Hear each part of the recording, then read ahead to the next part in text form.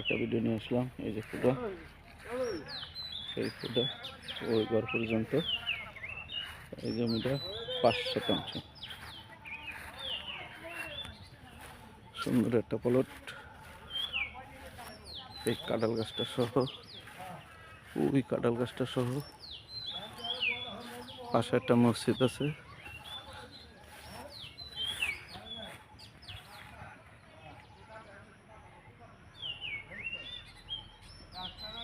খুব সুন্দর একটা জমি।